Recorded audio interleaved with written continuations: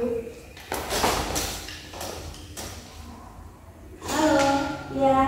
Bagaimana kabarnya hari ini? Alhamdulillah baik. Baik ya. Ya. Oke, saya ucapkan terima kasih kepada adik karena sudah mau datang ke tempat ini.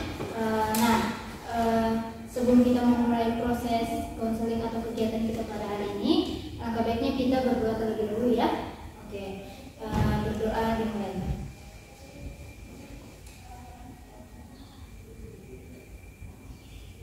Sudah selesai. Oke, sebelum kita lanjut, kita perkenalan terlebih dahulu. Kalau boleh tahu adik ini namanya siapa? Nabila Kak. Nabila. Ya. Biasa dipanggil siapa nih? Bila. Bila. Ya. Oh, adik Bila ya? Ya. Oke, adik Bila sekarang sudah kelas berapa? Kelas 2 SMP. Kelas 2 SMP. Ya. Oke, bagaimana sekolahnya, sudah lancar atau bagaimana? Lancar sih Kak. Lancar. Oke, baik, perkenalkan nama kakak Astri Ningsi, dia tadi panggil Astria. Adik Nabila bebas memanggil kakak siapa, Kak Astria, Kak Tria, atau siapa senyamannya, adik Nabila saja ya. Iya Kak. Oke, baik. Di sini kita akan melakukan yang namanya proses konseling. Apakah adik Nabila sudah tahu apa itu proses konseling dan sudah pernah melakukan proses konseling sebelumnya? Belum pernah Kak dan belum tahu. Oh begitu. Ya, Oke, Kak. baik. Kita jelaskan bahwa proses konseling ini adalah proses pemberian bantuan yang diberikan oleh seorang konselor, yaitu saya, dan proses konseling adalah proses pemberian bantuan yang diberikan oleh seorang konselor, yaitu saya, untuk mengentaskan permasalahan dari konseli atau adik Nabila pada saat ini. Nah, tujuan konseling ini yaitu untuk mengentaskan permasalahan dari konseli dan untuk juga memandirikan si konseli tersebut. Seperti itu. Apa adik Nabila sudah paham? Paham Kak. Sudah paham ya. Oke.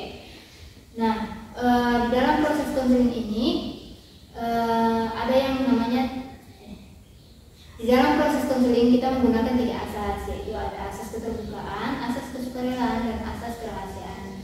Asas keterbukaan adalah di mana adik Nabila secara terbuka menceritakan permasalahannya tanpa ada yang ditutup-tutupi. Kemudian ada asas kesukarelaan. Asas kesukarelaan adalah adik Nabila datang ke tempat ini secara sukarela tanpa ada paksaan dari siapapun dan pihak manapun. Nah, sebelum kita lanjut, Kak Astria mau tanya, apakah adik Nabila datang ke tempat ini secara sukarela atau ada paksaan dari orang lain? Secara sukarela Kak. Secara sukarela. Iya Kak. Ya, baik. Terima kasih ya. Ya. Kemudian ada yang namanya asas kerahasiaan. Asas kerahasiaan adalah di mana adik Nabila tidak perlu khawatir, di mana semua permasalahan yang adik Nabila ceritakan atau yang akan kita bahas di dalam proses konseling nanti itu tidak akan dibeberkan ke orang lain. Cukup adik Nabila, saya, dan Allah yang tahu. Seperti itu. Nah, dari penjelasan saya tadi, apa adik Nabila sudah paham? Sudah Kak. Oke, sudah paham ya? Ya. Oke, baik. Sebelum kita lanjut pada proses konselingnya, kita menyepakati waktu terlebih dahulu. Kalau saya memberikan waktu 40 menit, apa itu cukup? Cukup Kak. Cukup. Ya. Oke, nah bagaimana? Apakah adik Nabila sudah siap untuk melakukan proses konseling? Siap. Oke, siap ya.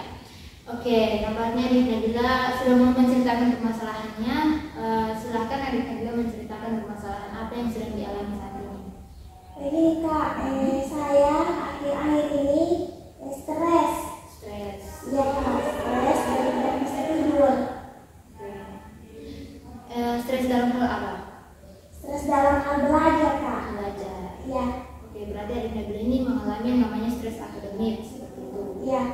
Oke, biasanya adik Nabila stres ini apa yang adik Nabila rasakan? Biasa saya stres yang saya rasakan itu kan kayak menangis sendiri, mudah emosi, dan juga saya tidak bisa diganggu begitu Kak, kayak cuma sekali marah. Oh, seperti itu. Iya Kak. Apakah ada hal lain yang adik Nabila rasakan ketika stres akademik ini melanda? Ada sih Kak, kayak saya rasa kayak mau marah-marah orang terus Kak. Dan juga kayak cepat sekali kayak terbawa emosi Kak. Iya. Nah, adik Nabila terbawa emosi itu pada saat apa?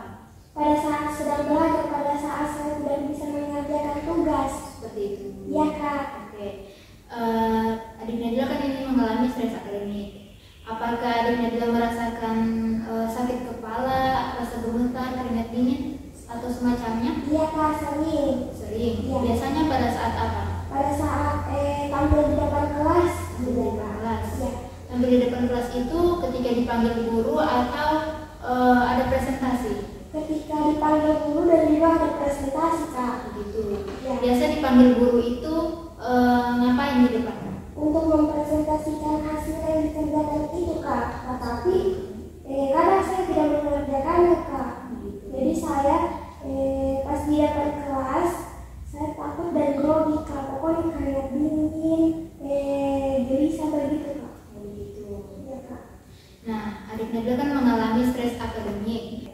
Nah, apakah adik Nabila ini aktif di dalam proses pembelajaran di sekolah atau apakah adik Nabila ini aktif dalam proses pembelajaran di sekolah?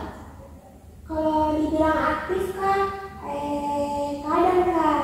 Cuman kalau saya kayak masuk pelajaran tertentu, kadang saya tidak masuk kak. Seperti itu. Ya. Biasanya mata pelajaran apa yang adik Nabila tidak masuk? Mata pelajaran matematika kak. Matematika. Iya. Kenapa adik Nabila tidak masuk pada mata pelajaran matematika? Karena saya tidak suka pelajarannya kak. Saya paling benci mata pelajaran matematika karena soal-soal dalam mata pelajaran matematika itu saya rasa sulit kak. Saya susah untuk memahaminya kak. Begitu. Ya. Berarti itu yang menyebabkan adik Nabila sehingga tidak masuk pada mata pelajaran matematika. Ya.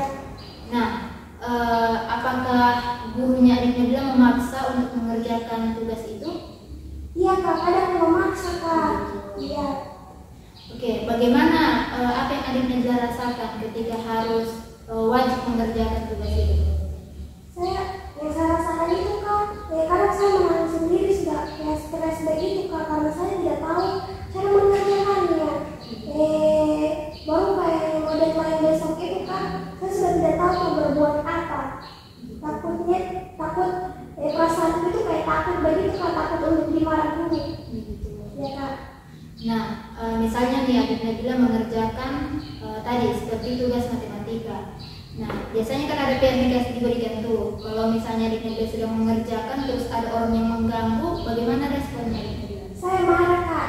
Kan saya sudah bilang tadi saya mudah emosi kalau mengerjakan soal, apalagi kalau mata pelajaran matematika. Pada saat ketika teman saya mengganggu saya untuk mengerjakan itu, saya marah kayak saya mau tonjok itu mukanya kak. Seperti itu. Iya. Nah, apakah adik Nabila ada perasaan sedih ketika adik Nabila mengalami stres akademik ini? Iya kak, kalau perasaan sedih ya ada. Misalnya sedihnya itu bagaimana ketika pada saat apa? Ketika pada saat mengerjakan itu kak, saya sedih kepada diri saya sendiri kak, karena saya kayak tidak paham tentang mata pelajaran ini. Saya coba belajar dengan teman-teman, tapi sama saya kayak saya tidak paham tentang itu. Seperti itu. Ya. Apakah adik Nabila mendapat dukungan dari teman-temannya adik Nabila? Kalau dukungan sih ada kak, kadang mereka bilang suruh belajar bimbel online begitu kak. Cuman saya saja sendiri yang tidak mau kak. Saya malas kalau mata pelajaran matematika kak, apalagi kalau mengerjakan soal-soal rumus-rumus. Seperti itu. Ya kak. Nah, bagaimana respon adik Nabila terhadap dukungan yang diberikan oleh temannya? Respon saya biasa saja kak, karena saya pun malas mencobanya kak, karena saya pikir saya tidak paham juga tentang apa yang dipelajari, kayak mengerjakan tugas-tugas lewat online begitu saya tidak paham, jadi saya tidak ikut saran doang. Cuman saya kadang belajar sendiri kak, tapi itu pun saya tidak paham juga. Ya, kak. Oke, nah tadi kan adik Nabila itu mendapat dukungan dari temannya, tetapi adik Nabila kurang merespon dukungan tersebut. Nah, apakah orang tua adik Nabila tahu tentang permasalahan yang adik Nabila alami ini? Tidak kak. Tidak. Ya. Kenapa adik Nabila tidak mau menceritakan kepada orang tua? Karena saya takut kak, orang tua saya akan marah. Ya. Nah, apabila kalau orang tua marah, bagaimana responnya adik Nabila? Menangis kak, kalau orang tua saya marah saya menangis. Saya kayak merasa bodoh begitu kak. Oke, nah adik Nabila ini kan mengalami stres akademik ya, yang menyebabkan adik Nabila mengalami rasa gemetar, kemudian keringat dingin, sakit kepala, kemudian bisa menjadi marah dan juga sedih pada saat mengerjakan tugas yang tidak adik Nabila pahami seperti itu. Ya. apakah stres akademik ini mempengaruhi konsentrasi belajarnya adik Nabila? Mempengaruhi Kak. Seperti apa itu? Kayak saya kan stres pada mata pelajaran ini, tapi kalau mata pelajaran lain kadang nggak ikut Kak. Jadi kalau kayak mengerjakan mata pelajaran lain, saya tidak konsentrasi Kak, karena pikiran saya terpacu dengan mata pelajaran matematika Kak. Ya. Nah, selain mata pelajaran matematika, apa masih ada mata pelajaran lain yang membuat adik Nabila mengalami stres akademik? Tidak ada Kak, cuma matematika saja. Berarti hanya matematika saja Iya. ya? Oke. Nah, adik Nabila kan mengalami yang namanya stres akademik. Apakah adik Nabila menginginkan adik Nabila itu lebih baik lagi atau bagaimana? Iya Kak, saya menginginkan yang lebih baik lagi dari sekarang. Begitu. Itu sebabnya adik Nabila lebih mengutamakan tugas, tetapi adik Nabila tidak mampu untuk mengerjakan tugas tersebut. Iya Kak. Oke. Apakah adik Nabila sudah mempunyai usaha terkait dengan permasalahan yang adik Nabila alami saat ini? Belum Kak. Belum. Kalau untuk saya usahanya belum ada, saya tahu Kak bagaimana caranya untuk mengatasi ini. Oh begitu. Iya Kak. Oke. Nah kalau begitu adik Nabila mungkin bisa mencoba beberapa cara. Nah di sini kakak punya PowerPoint yang sudah kakak print untuk adik Nabila. Di sini ada penjelasan terkait cara mengatasi stres akademik itu, mulai dari rasa gemetar, sakit kepala, kemudian mengatasi jantung berdebar ketika sedang gugup seperti itu. Nah, adik Nabila bisa mempelajarinya.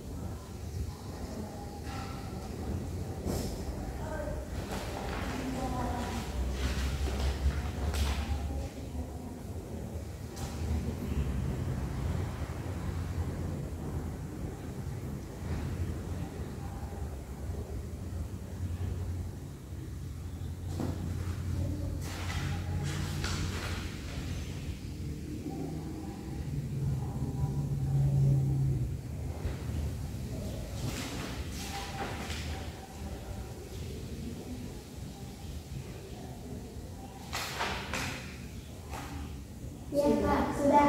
Sudah. Oke. Apa yang bisa adik ambil dari materi yang kakak berikan? Yang bisa saya ambil Kak, kan di sini tadi ada beberapa cara untuk mengatasinya. Nah, pertama kayak pada saat gugup. Nah, kalau pada saat gugup di kelas itu bisa menarik nafas, merilekskan diri selama 20 menit. Dan juga cara meningkatkan konsentrasi belajar itu dengan belajar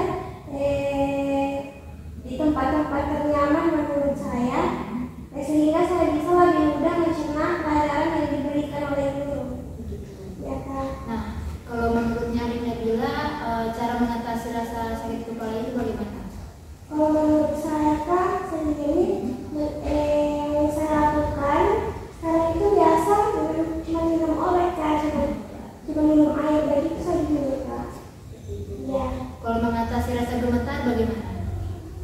Kalau mengatasi rasa gemetar itu kan tangan jempol itu kadang dipegang terus kayak ditekan lagi tuh Kak kalau saya merasa gemetar, Seperti itu. supaya menghilangkan rasa gemetar. Begitu. Ya Kak.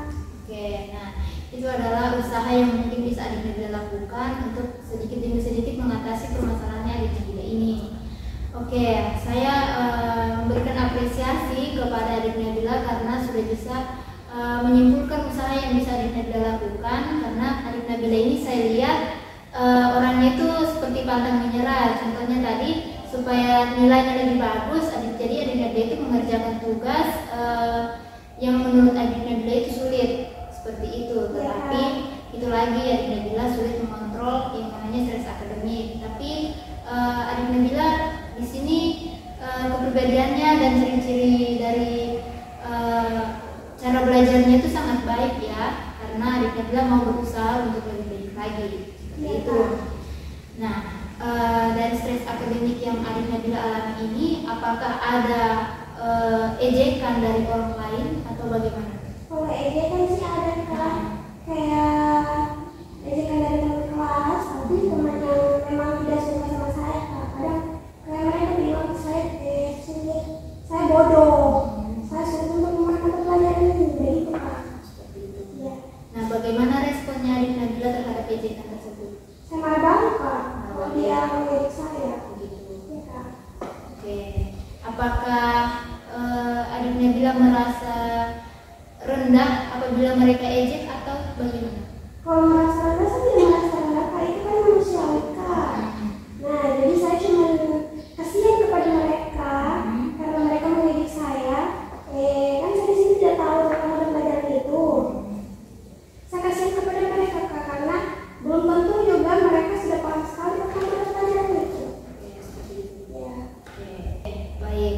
Selama proses konseling ini yang bisa kakak simpulkan, itu adik Nabila mengalami stres akademik. Stres akademik itu pada mata pelajaran matematika yang bisa membuat adik Nabila merasa gemetar, sakit kepala, kemudian keringat dingin, gugup ketika disuruh oleh gurunya untuk maju ke depan mempresentasikan hasil atau tugas yang diberikan. Kemudian adik Nabila ini sulit berkonsentrasi dalam mata pelajaran tersebut ketika ada soal atau PR yang diberikan. Kemudian tetapi adik Nabila ini orangnya tidak putus asa, adik Nabila terus mencoba dan berusaha lebih baik, sehingga itu mungkin yang menyebabkan adik Nabila mengalami stres akademik ini, karena adik Nabila mau yang sempurna seperti itu untuk adik Nabila. Kemudian ada juga adik Nabila itu merasa diajak temannya karena adik Nabila itu tadi mengalami yang namanya stres akademik seperti itu. Oke, nah semua pembahasan yang sudah kita bahas bersama tadi, apakah adik Nabila bisa menyimpulkan? Bisa Kak. Ya, silakan Dek. Kan di sini masalah itu kan kayak tentang stres akademik. Saya tidak paham tentang mata pelajaran matematika, sehingga sehingga pada saat saya mengerjakan saya merasa emosi dan juga kayak keringat dingin pada saat disuruh presentasi di depan kelas karena tidak tahu tentang mata pelajaran itu. Juga kayak cara mengatasi tadi itu dengan untuk cara mengatasi untuk meningkatkan konsentrasi belajar itu kan dengan belajar di tempat nyaman, kayak di tempat sunyi, sehingga meningkatkan rasa konsentrasi. Oke, adik Nabila sudah menyimpulkan apa yang telah kita bahas dari awal sampai akhir ini. Ucapkan terima kasih kepada adik Nabila karena sudah bisa menyimpulkan terkait permasalahan yang sudah kita bahas bersama tadi ya. Oke, proses konseling ini mungkin hampir habis. Apakah adik Nabila masih ada yang ingin ditanyakan? Tidak ada lagi. Ya. Nah, bagaimana perasaan adik Nabila setelah melakukan proses konseling ini? Rasanya lega Kak, saya sudah bercerita dari apa yang akan selesai. Saya Itu saja. ya. Oke, nanti apabila adik Nabila masih ada yang ingin ditanyakan atau ada yang ingin disampaikan atau ada permasalahan lain, adik Nabila bisa menemui saya ya. Kita bisa ketemu di pertemuan selanjutnya pada permasalahan atau pembahasan yang berbeda seperti itu. Apakah adik Nabila mau menemui saya apabila ada yang ingin ditanyakan nanti? Oke, baik. Kalau begitu, saya ucapkan terima kasih kepada adik Nabila karena sudah mau datang ke tempat ini secara sukarela demi mengentaskan permasalahan yang adik Nabila alami saat ini ya. Oke, kalau begitu proses konseling ini kakak tutup, kakak akhiri. Assalamualaikum warahmatullahi wabarakatuh. Waalaikumsalam warahmatullahi wabarakatuh.